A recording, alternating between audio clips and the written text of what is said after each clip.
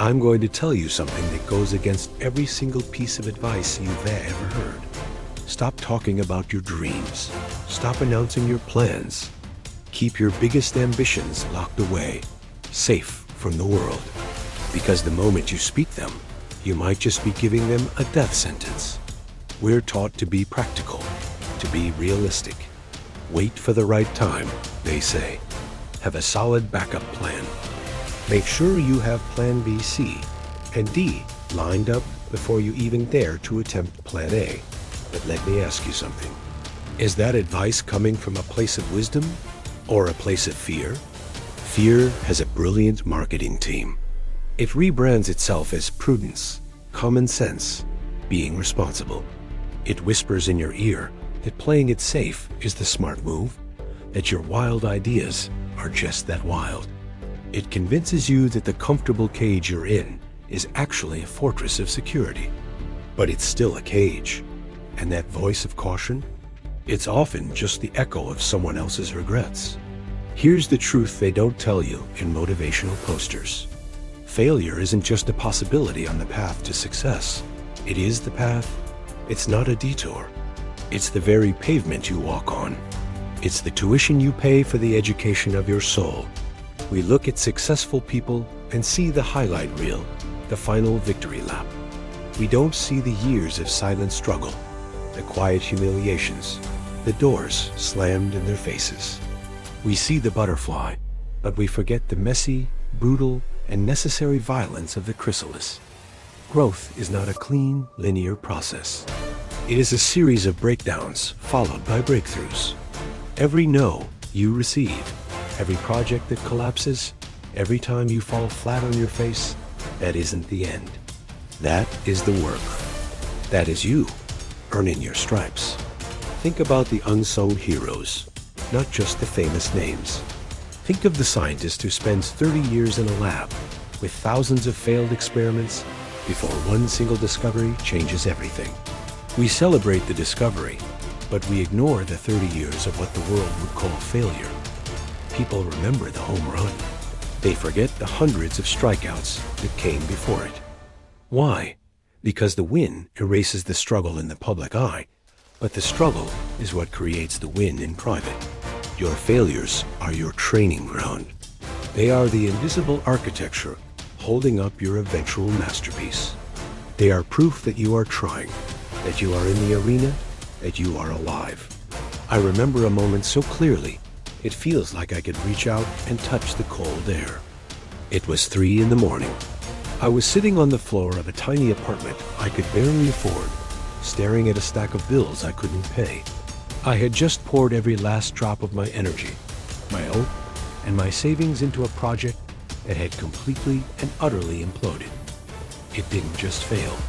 It failed spectacularly. And the silence in that room was deafening. It was filled with the voices of everyone who had ever told me I was crazy. The shame was a physical weight, pressing down on my chest, making it hard to breathe. I felt like a fraud, a complete and total idiot who had mistaken a delusion for a dream. In that moment, playing it safe felt like the most beautiful, comforting idea in the world. I just wanted the pain to stop. I wanted to crawl back to a predictable life, a steady paycheck, and forget I ever dared to want more. That night, failure wasn't the concept. It was the taste of stale coffee and the feeling of cold linoleum on my skin. It was despair, and then something shifted. It wasn't a lightning bolt or a grand epiphany. It was a quiet, stubborn whisper from somewhere deep inside. I was on a call the next day with a mentor, an older man who had seen more failures than I'd had hot meals. I was explaining everything that went wrong, justifying, defending, expecting him to tell me, "I told you so." Instead, he just listened. After a long silence, he said something I will never forget. He said, "Good. The universe just showed you one of the 1,000 ways that doesn't work. How many more are you willing to find before you find the one that does? The price of admission is high for a reason. It keeps the tourists out." That was it. That was the turn. It reframed everything. My failure wasn't a verdict. It was data. It wasn't a stop sign. It was a compass correction. I realized in that moment that I had been seeking validation. I had been talking about what I was going to do, hoping the applause would carry me there. But applause doesn't build anything. Only the quiet, solitary work does. I stopped talking, and I started building, brick by painful brick. Now I want to talk to you. Not the you present to the world. The real you. The one that wakes up at 3 a.m. with a racing heart. What are you avoiding right now? What big, terrifying, beautiful dream are you pretending you don't want because you're scared of what it will cost? What conversation are you dodging? What risk are you refusing to take? Who are you becoming day by day by playing small? Who are you becoming by letting fear call itself logic? You are making a choice with every single sunrise. Are you choosing the comfort of the familiar or the challenge of the unknown? Are you choosing to manage your fears or to chase your calling?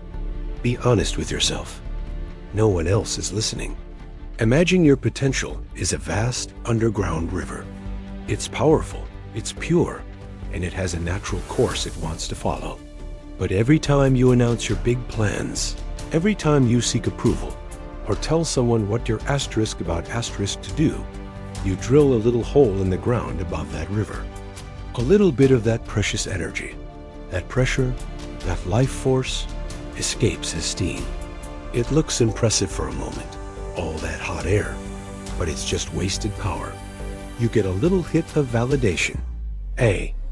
Wow, that's amazing, from a friend, and it feels good. It feels like progress, but it's not. It's a leak.